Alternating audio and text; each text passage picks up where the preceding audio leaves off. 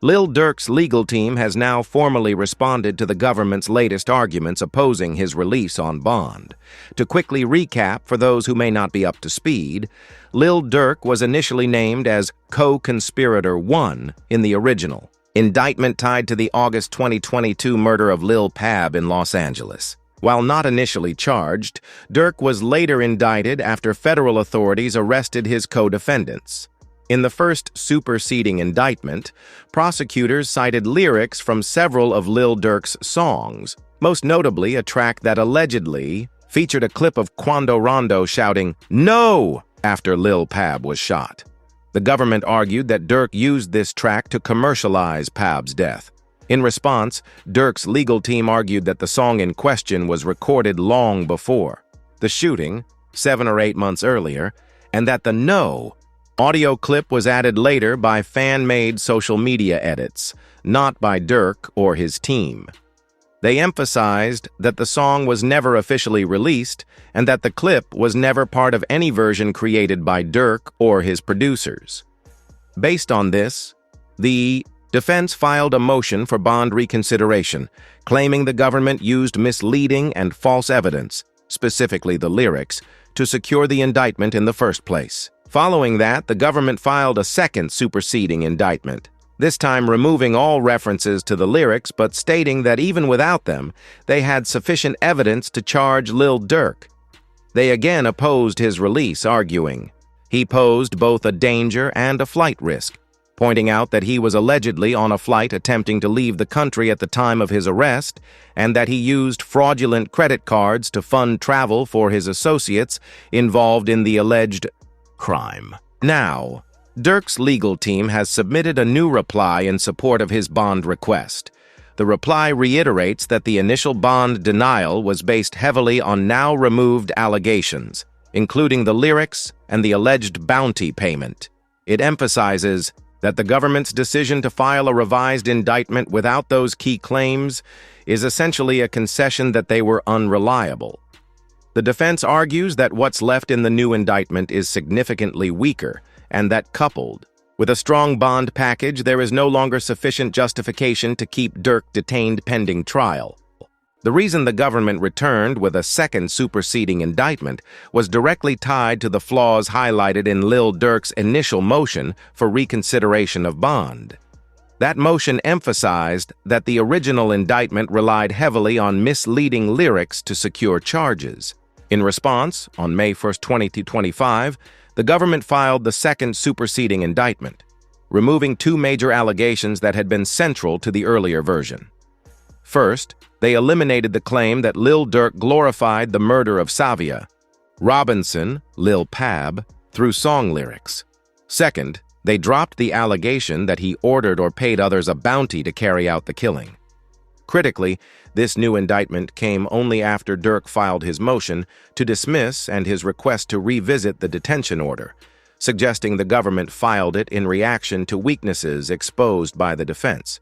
In doing so, the government effectively conceded a central argument made by Durk's legal team, that the original indictment contained misleading or unsupported claims presented to both the grand jury and the court. Although the government, in a supplemental filing, attempted to downplay these removals as irrelevant, they are in fact highly significant to the legal standard governing pretrial detention. With the key accusations of lyrical glorification and bounty payments now removed, what remains is a significantly weaker set of allegations, vague, generalized, and lacking the same narrative force. The revised indictment, when considered, alongside the robust bond conditions now being proposed, weighs in favor of granting Lil Durk release while he awaits trial. As the argument section of Durk's response notes, the legal standard under 18 U.S.C. paragraph 3142 requires the court to assess the strength of the government's case when determining whether a defendant can be safely released. With the latest indictment, now stripped of its most inflammatory and central claims, the overall weight of the evidence against Lil Durk is plainly reduced, and the attorneys have a valid point. The government's decision to drop the bounty allegation and the claim about song lyrics significantly weakens their case. While some incriminating elements remain, including allegations that Durk funded travel for the individuals who carried out the murder and surveillance footage, reportedly showing those individuals trailing Quando Rondo shortly before the shooting. The prosecution's narrative is far less cohesive without the previous claims of direct lyrical admission and murder-for-hire orchestration. For example, paragraph 6 of the initial superseding indictment, which implied Durk used lyrics to publicly celebrate or profit from the murder, has now been completely removed. This allegation was vigorously contested during the original detention hearing, and its removal shows the government has backed away from that position entirely.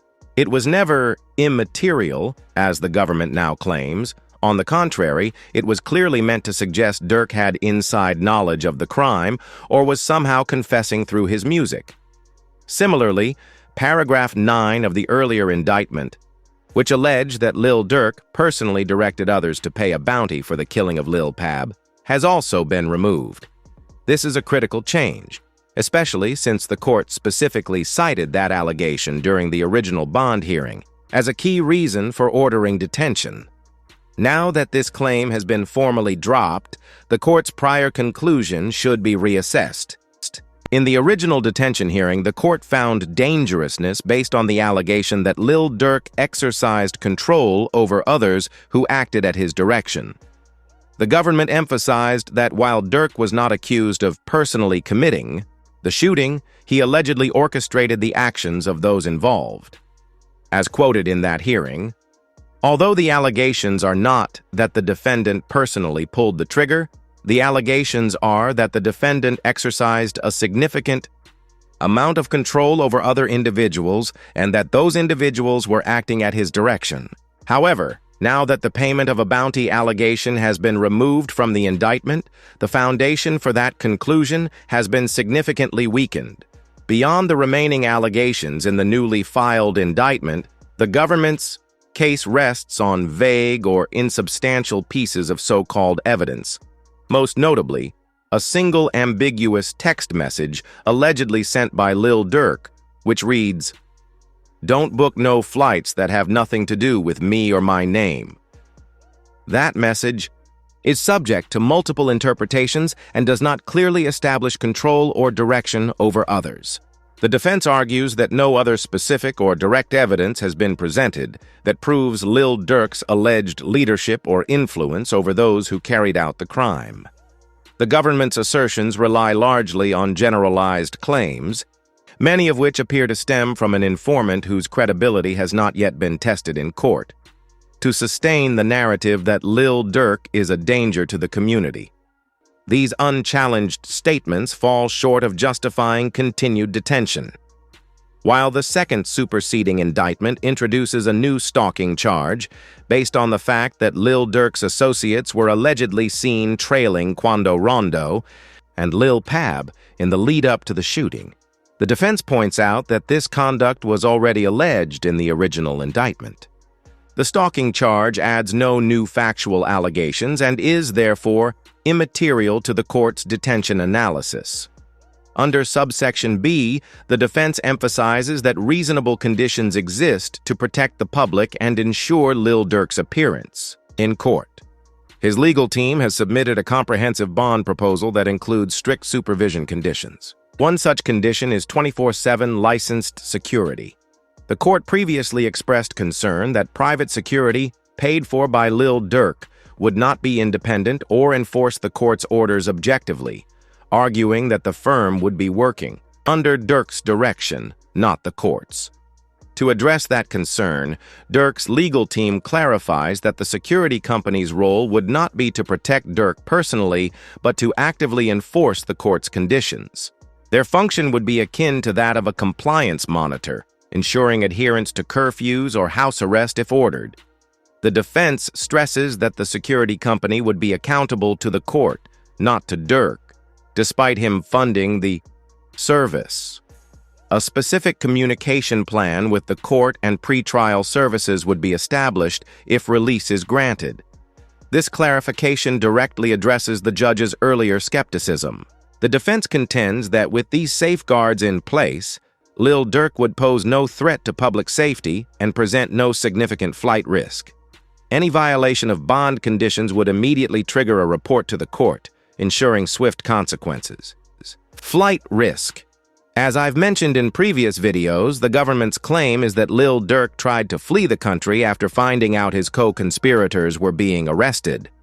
Now, the most effective way to shut down that argument would be simple. Provide flight booking receipts. If Durk booked those tickets before the arrests, then it's a reach to say he was trying to run once the heat came down. But so far, neither he nor his legal team has offered those receipts or clarified the timeline. That leaves us to assume maybe he did book those flights afterwards, which is probably why they're avoiding the topic altogether. Honestly, this is something they should have hit way harder in this motion. If they could have proven the flights were planned in advance, it would have gone a long way in easing the court's concerns about flight risk. Conclusion. The motion wraps up by saying, wherefore, based on the change of circumstances created by the second superseding indictment, as well as the significant bond package that includes stringent conditions that would properly rebut the presumption that he is a danger or a flight risk, Lil Durk respectfully requests that this court release him on conditions pending trial. So what are they saying? Basically, look, you think I'm a danger and a flight risk? Cool. Then let's put a security team in place that answers directly to the court or pre-trial services. They'll monitor me 24/7, and if I step out of line, boom, the court gets alerted immediately and I'm held accountable. To be honest, this is a well-written motion by attorney Drew Finley and the team. They do make a strong point that the first indictment was built on misleading information, like those lyrics, and that does put some heat on the government, making them look sloppy or overzealous. But here's the thing. At the end of the day, the government still managed to get a second indictment without any of that disputed material. That means they didn't even need the lyrics or the bounty allegations to charge him. So yeah, while that part damages the government's credibility, it doesn't necessarily weaken the legal foundation of their case. And here's my personal take. I don't think this motion is going to change the judge's mind. If you remember, during the first bond reconsideration hearing, the judge wasn't buying any of it. He didn't care about the bond package or the arguments. In his eyes, Lil Durk was staying locked up. The man clearly wasn't moved by celebrity or sympathy. Now, could this new motion have worked if it included proof that Durk wasn't trying to flee? Maybe. But without that, I think they missed a key opportunity. Still, you never know. Judges are human. The judge might see the removal of the song lyrics and the bounty allegation as signs of government overreach, and that might sway his opinion enough to reconsider bond. It's impossible to say for sure. For now, this is where things stand. This is Lil Durk's official response to the government's push to keep him detained. As always, we'll have to wait and see how it plays out. But what do you think? Drop your thoughts in the comments below. And if you found this breakdown helpful, make sure you hit that like button, subscribe, and tap the bell so you never miss an update. It's been real. Catch you all in the next one.